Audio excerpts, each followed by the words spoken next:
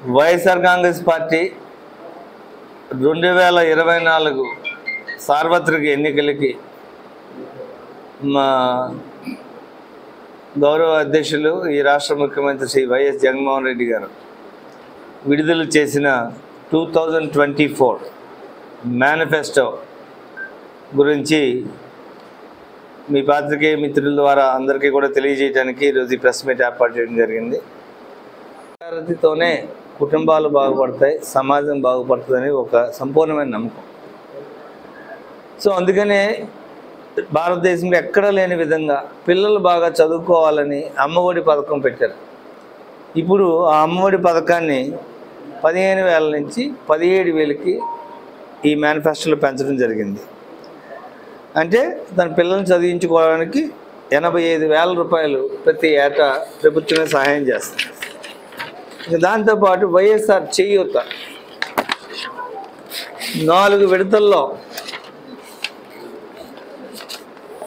మొత్తం 75,000 రూపాయలు చేయూత అందించడం జరిగింది. అయితే ఆ మొత్తం లబ్ధిని ఇప్పుడు 75,000 నుంచి 1,50,000 రూపాయలకి ఈ మేనిఫెస్టోలో గౌరవ ముఖ్యమంత్రి గారు పెంచడం జరిగింది. ఇంకా అదేవిధంగా కాపు నేస్తంలో కూడా మరొక 60,000 రూపాయల లబ్ధి. ఈబీసీ నేస్తం కింద అక్క చెల్లెములందరికీ అందించే లబ్ధి 1,05,000 రూపాయలకి పెంచారు. ఇక వైఎస్ఆర్ సున్నా వడ్డీ, కళ్యాణమస్తు, షాదీ తోఫా పథకాలన్నీ యథాతథంగా కొనసాగుతాయి. ఇక రైతన్నల కోసం ఇది ప్రత్యేకంగా ఈ శృంగవరపుకోట నియోజకవర్గ ప్రజలందరూ గమనించాలి. ఎందుకంటే సుమారుగా 70% కుటుంబాలు వ్యవసాయం మీద ఆధారపడే పల్లెటూరులో ఉండే కుటుంబాలు రైతన్నలను చంద్రబాబు నాయుడు గారు ఎంత మోసం చేశారు, ఇన్ని పచ్చి అబద్ధాలు చెప్పి రుణమాఫీ అని చెప్పి ఆ రోజు ఓట్లు వేయించుకుని 2014 నుంచి 19 వరకు మోసం చేశారు అనేది స్పష్టంగా మనం చూసాం. పట్టణాలను పక్కన పెడితే పల్లెటూరులో వ్యవసాయం చేసుకునే మనలాంటి నియోజకవర్గాల్లో రైతు భరోసా కేంద్రాల ద్వారా ప్రతి ఏడాది 13,500 రూపాయలు రైతు భరోసా సహాయం ద్వారా ఈ 5 సంవత్సరాల్లో ఎవరెవరైతే వ్యవసాయం చేసుకుంటున్నారో వాళ్ళందరూ కూడా గౌరవంగా బతకగలం, మళ్ళీ బతికి బట్టగలం, వ్యవసాయం చేసి కూడా మనం బాగుపడగలం అనే ఒక నమ్మకం మనం కల్పించారు. 13,500 నుంచి 16,000కి పెంచడం జరిగింది.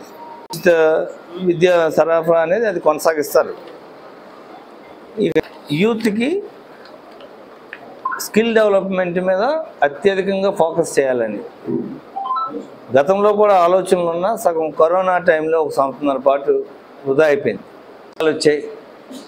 సో అందుకనే తిరుపతిలో ఒక స్కిల్ డెవలప్మెంట్ యూనివర్సిటీ ప్రతి ఒక్క జిల్లాలో, అంటే మనకి ఇప్పుడు 26 జిల్లాలు అంటే 26 స్కిల్ కాలేజెస్ ప్లస్ 175 నియోజకవర్గాల్లో ఇంటిగ్రేటెడ్ స్కిల్ హబ్స్ ఏర్పాటు చేసి మన యువతని ఎంప్లాయ్మెంట్ మార్కెట్లోకి ఫుల్లీ ట్రైన్డ్గా పంపిస్తే మంచి అవకాశాలు వస్తాయని దాని మీద ప్రత్యేకమైన శ్రద్ధ పెడుతూ, ఇంక దాంతోపాటు రెవల్యూషనరీ గవర్నెన్స్ ఇప్పుడు ఏంటంటే పెన్షన్ కానుక ఇప్పుడు 3,000 రూపాయలు భారతదేశంలో ఏ ఒక్క రాష్ట్రంలో కూడా 3,000 రూపాయలు పెన్షన్ అందడం లే. వచ్చే 5 ఏళ్లలో ఆ పెన్షన్ని 3,500కి పెంచడం, ఇంకా ఇంకొక అతిపెద్ద మన నియోజకవర్గం అతిపెద్ద సహాయం ఏం జరుగుతూ ఉందంటే నియోజకవర్గంలో is going to leave his mark in the political system of India. చరిత్రలో నిలిచిపోయే ముఖ్యమంత్రి ఈరోజు మేనిఫెస్టో అయితే ప్రజలందరికీ చెప్తున్నాం. ఈ మేనిఫెస్టో అనేది కేవలం చేయగలిగింది మాత్రమే చెప్తున్నారు జగన్ గారు. కాబట్టి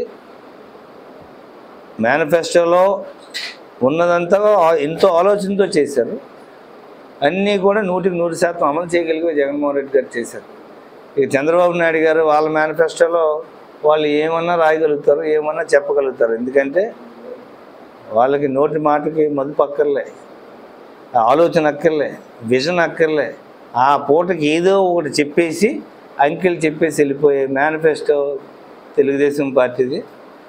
అందుకే ఎస్కాట్ నియోజకవర్గ ప్రజలందరినీ కోరేదల్లా ఒకటే, ఈ మేనిఫెస్టో చూడండి.